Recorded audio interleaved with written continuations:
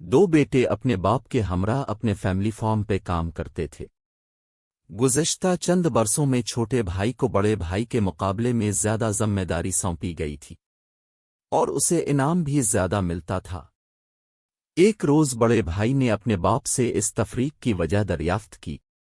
باپ بولا، سب سے پہلے تو تم کیلیز کے فارم پر جاؤ اور معلوم کرو کہ کیا ان کے پاس فروخت کے لیے راج ہنس ہے۔ ہم انہیں اپنے سٹاک میں شامل کرنا چاہتے ہیں۔ بڑا بھائی گیا اور جواب لے کر واپس آیا۔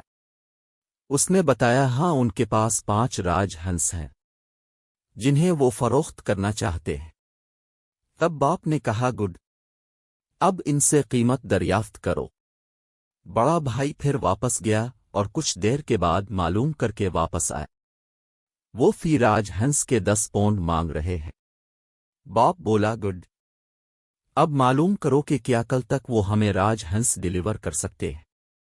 بڑا بھائی پھر واپس گیا اور اس بات کا جواب بھی دریافت کرایا، ہاں وہ راج ہنس ہمیں کل تک ڈیلیور کر سکتے ہیں۔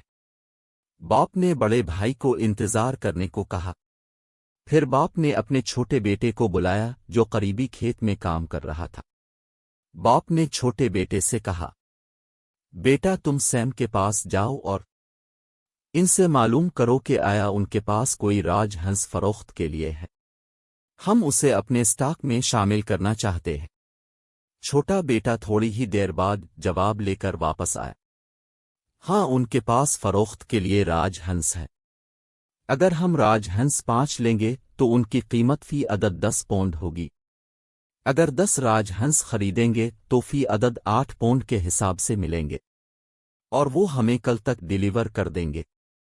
میں نے ان سے کہہ دیا ہے کہ اگر اگلے 1 گھنٹے تک ہماری جانب سے نہ نہیں ہوتا تو وہ 5 راج ہنس پہنچا دیں، اور میں نے انہیں راضی کر لیا ہے کہ اگر ہمیں اضافی 5 کی ضرورت ہوئی تو ہم وہ 6 پونڈ فی عدد کے حساب سے لیں گے۔